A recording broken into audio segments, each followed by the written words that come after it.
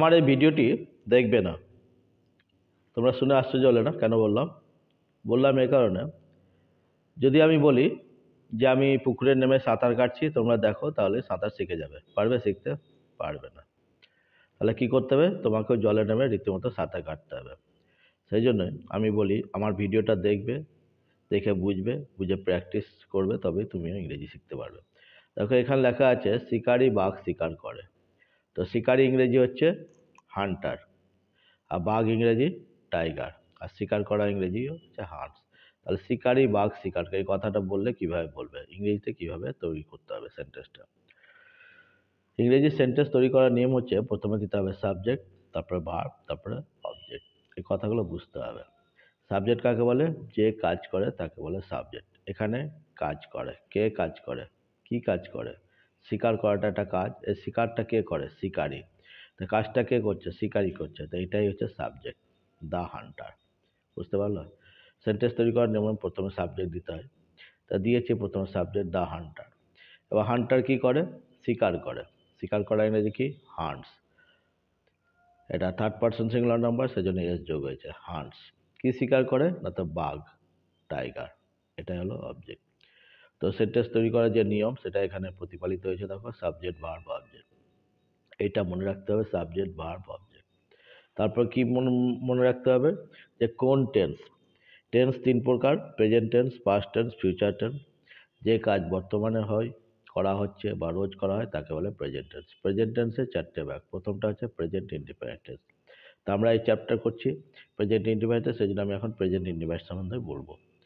আমার গ্রামার উপরে আগে একটা টেন্সের উপর ভিডিও করা আছে, তোমরা দেখে নেবে, লিঙ্ক আছে নিচে। তো প্রেজেন্ট ইন্ডিপেন্ডেন্ট টেন্সের নিয়ম কাকে বলে বললাম। এই গঠনটা কি? প্রথমে দিতে হয় সাবজেক্ট, তারপর ভার্ব, তারপর অবজেক্ট। তো এই কাজটা শিকারি বাঘ শিকার করে মানে প্রায় করে, তাহলে এটা প্রেজেন্ট ইন্ডিপেন্ডেন্ট টেন্স। তো প্রথমে দিব সাবজেক্ট, তারপর ভার্ব, তারপর অবজেক্ট। ঠিক আছে? তো আমাদের লাস্ট পড়া ছিল এই 49 থেকে এতদূর পর্যন্ত, 59 পাতা। তো আমি একটা একটা করে বোঝাচ্ছি। আমি করাচ্ছি ডাফান্ডেটের ট্রান্সলেশন বই থেকে Bengali to English translation class. তোমরা দেখছো ইংলিশ লার্নিং ক্লাস, আর সঙ্গে আমি তোমাদের প্রিয় রণদ ইসলাম। তো চলো, সকলকে আমি আমার youtube.com চ্যানেলে স্বাগত জানাই। যারা নতুন আমার চ্যানেলটি দেখছেন তাদেরকে বলবো, যদি আপনারা সত্যি ইংরেজি শিখতে চান বা আপনাদের ছেলে মেয়েকে ইংরেজি শেখাতে চান, তাহলে অতি অবশ্যই আমার চ্যানেলটি সাবস্ক্রাইব করে নেবেন এবং ভিডিওটি ভালো লাগলে লাইক করবেন, এবং যদি আপনাদের কোনো মন্তব্য থাকে তাহলে অবশ্যই কমেন্ট করবেন। তারপর দেখো এখানে লেখা আছে সে বৃদ্ধ লোকটিকে দেখাশোনা করে। তাহলে কে করে? সে করে। তো সে ইংরেজি কি? হি দিয়েছে এখানে, হি। হিটা থার্ড পার্সন সিঙ্গুলার নাম্বার, সেজন্য সাবজেক্ট। পর ভার্ব সেন্টেন্স বা যোগ দেখাশোনা করা নিজেকে লুক আফটার বলা আছে। তার লুকেশন এস দিয়ে দেবো, লুকস, হি লুকস আফটার, দেখাশোনা করে। কাকে দেখাশোনা করে? বৃদ্ধ লোকটিকে, old man. Subject verb object. এই কাজ করছে বলে এটা সাবজেক্ট প্রথমে দিয়েছি। কি কাজ করছে? দেখাশোনা করা, ভার্ব। যে ওয়ার্ডে কাজ করা বোঝায় তাকে বলে ভার্ব, দিয়েছি ভার্ব। এবার ভার্বকে প্রশ্ন করলে যে উত্তর পাওয়া যায় তাকে বলে অবজেক্ট। দেখাশোনা করে, কি দেখাশোনা করে বা কাকে দেখাশোনা করে? তা বৃদ্ধ লোকটিকে, ওল্ড ম্যান। এটা হলো অবজেক্ট। ঠিক আছে? তারপর দেখো এখানে বলছে আমি প্রতিদিন সকালে চা খাই। কে চা খায়? আমি। কাজটা কে করে? আমি। তো এটাও প্রতিদিন কাজ হচ্ছে, তাহলে এটা প্রেজেন্ট ইন্ডিপেন্ডেন্স। প্রেজেন্ট ইন্ডিপেন্ডেন্সের নিয়ম সাবজেক্ট ভার্ব অবজেক্ট। সাবজেক্ট আবার ভার্বে ফার্স্ট ফর্ম দিতে হয়, দিয়েছি এখানে। তা আইটা হলো সাবজেক্ট দিয়েছি, আই। তারপরে কি করি? খাই। খাওয়া ইংরেজি কি? টেকটি। এখানে ইট দেবো না, যে যে জিনিসগুলো আমরা চিবিয়ে খাই তাকে বলা হয় ইট, আর যেটা পান করি তাকে বলা হয় টেক। এখানে ড্রিঙ্ক বলবো না, কিন্তু ড্রিঙ্ক মানে পান করা, কিন্তু পান করা সাধারণত মদ খাওয়ার ক্ষেত্রে বোঝায়। ঠিক আছে? তো সেই জন্য আমরা এখানে কি করব? টেক দেবো। I take, subject verb. আইটা ফার্স্ট পার্সন, সেই জন্য এস দেওয়ার দরকার নেই। আই টেক কি খায়? দ্য চা, tea, in the morning, every morning. I take tea in every morning. Clear? Subject হলো, ভার্ব হলো, এটা অবজেক্ট হলো। পার্সন তিন প্রকার জানো তোমরা, ফার্স্ট পার্সন, সেকেন্ড পার্সন আর থার্ড পার্সন। পার্সনকে আবার দুভাগে ভাগ করা যায়, সিঙ্গুলার প্লুরাল। যেটা একজন বোঝাবে তাকে সিঙ্গুলার, প্লুরাল হলে দুটো। আমি, আমরা এটা হচ্ছে ফার্স্ট পার্সন, তুমি, তোমরা সেকেন্ড পার্সন। এই চারটে জিনিস বাদ দিয়ে বাদ বাকি যতগুলো আছে সবই হলো থার্ড পার্সন সিঙ্গুলার নাম্বার। ঠিক আছে, থার্ড পার্সনের মধ্যে একটা বোঝালে, একজনকে বোঝালে সিঙ্গুলার, অনেকগুলো বোঝালে প্লুরাল। পার্সনের পুরো আমার একটা গ্রামার আগে যখন আমি পার্টস অফ স্পিচ পড়িয়েছি তখন ভিডিও করেছি, সেটা দেখে নেবে, এবার লিখে নেবে। তোমার দাদু প্রতিদিন খবরের কাগজ পড়েন। কার সম্বন্ধে বলেছে? তোমার দাদু। এবং কখন পড়েন? প্রতিদিন। তো যে সময় কাজটা হবে না সেটাকে প্রথমে দিয়ে দিবে। তো কখন কাজটা হয়? প্রতিদিন হয়। এভরিডে, এভরিডে দিয়েছি নি, কমা দিয়ে গিয়ে দিয়েছি, এভরিডে হয়ে গেল। এবার কি করব? সাবজেক্ট বার করবো। এখানে সাবজেক্ট খোঁজো। তোমার দাদু। কে খবর কাজ পড়ে? তোমার দাদু। তাহলে তোমার দাদু ইংরেজি কি? Your grandfather. ঠিক আছে, এখানে আমি গ্র্যান্ডফাদারটা দিতে ভুলে গেছি হয়তো, তোমরা দিয়ে দিবে grandfather.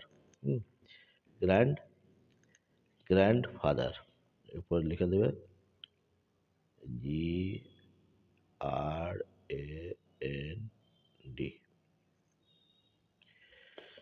Grandfather. Everyday your GRAND, grandfather reads the newspaper. Every day your grandfather reads the newspaper. এটা হলো সাবজেক্ট। গ্র্যান্ডফাদার কী করে? ভার্ব, পড়া, একটা কাজ করে, এটা ভার্ব দিয়েছি, রিডস। পড়েন, কী পড়েন? News paper, the news paper দিয়েছে। ঠিক আছে, তারপর দেখো এখানে বলেছে ডাক্তার রোগীদের চিকিৎসা করেন। কে করেন? ডাক্তার। তো প্রথমে কি দেবো? ডক্টর দিয়েছি, ডক্টর সাবজেক্ট। এবার ভার্ব দাও, কী করেন? ডাক্তার চিকিৎসা করেন। চিকিৎসা করেন এদিকে ট্রিটস দিয়েছি, ট্রিটস। Doctor treats. ঠিক আছে, কি ট্রিট করেন? The patients. Doctor treats the patients. Clear? তাহলে সাবজেক্ট হলো, ভার্ব হলো, অবজেক্ট হলো। তো আশা করি তোমরা বুঝতে পারলে। হ্যাঁ, ধৈর্য ধরে যদি দেখো, বুঝো। ওই জন্য প্রথমে বললাম যে আমার ভিডিওটা দেখবেন না। প্রথমে বললাম, কেন বললাম বুঝতে পারলে এবার আশা করি। যেমন সাঁতার কাটতে গেলে যেমন জলে নেমে নিজে প্র্যাকটিস করতে হয়, সাঁতার কাটতে হয় হাত পা ছাড়িয়ে, তবেই সাঁতার শেখা যায়। তেমনি সাঁতার যেমন দেখে শেখা যায় না, ঠিক আছে, আমি যে ভিডিওটা বলে গেলাম আর তোমরা দেখে নিলে, আমি বলবো যে মাত্র 12 মিনিটে ইংরেজি শিখে যাবে, হ্যাঁ, লিখতে পারবে, বলতে পারবে, সে দাবিটা আমি করি না। ওই যে আমি বলি কি, আমার ভিডিও দেখবেন না যদি না আপনার কাছে সময় থাকে প্র্যাকটিস করা। যদি তোমার কাছে প্র্যাকটিস করার সময় থাকে তবেই আমার ভিডিও দেখবে।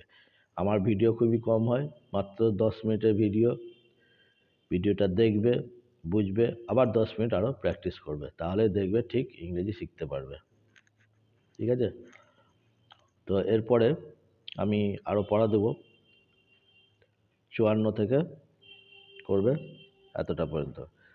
হ্যাঁ, এই আলো সন্ধ্যাবেলায় গান গায়, শ্রেয়সী ভালো ছবি আঁকে, তোমরা প্রতিদিন বিকালে ফুটবল খেলো, মা ও কাকিমা দুপুরে টিভি দেখে, নার্গিস ভালো মাংস করে, হ্যাঁ, চাষিরা সকাল থেকে সন্ধে মাঠে কাজ করে। এটা করবে। যাদের কাছে এই ডাফ অ্যান্ড ডেটের বইটা আছে তারা 59 পাতা বার করে 54 থেকে করবে 6টা। আর যাদের নাই তারা এখান থেকে দেখে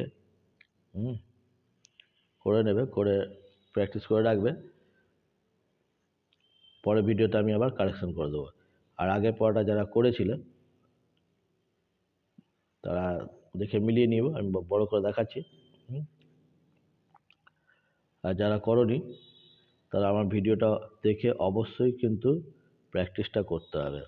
প্র্যাকটিস যদি না করো তো শুধু আমার ভিডিও দেখে কোনো লাভ হবে না, কেবল সময়ই নষ্ট হবে। তার চেয়ে ভালো হবে কি, তোমরা অন্য কোনো এন্টারটেনমেন্ট চ্যানেল দেখে সময়টা ব্যয় করতে পারো।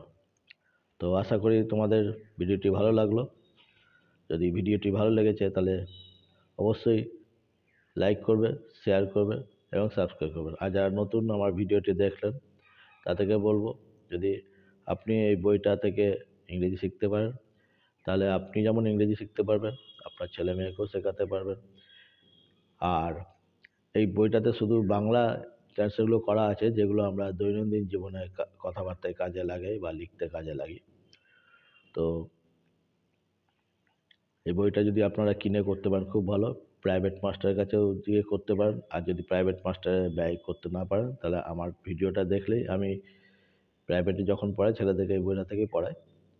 তো এই বইটা থেকে আমার ভিডিওটা দেখে আপনি বা আপনারাও ইংরেজি শিখতে এবং বলতে পারবেন। ওকে? Thank you.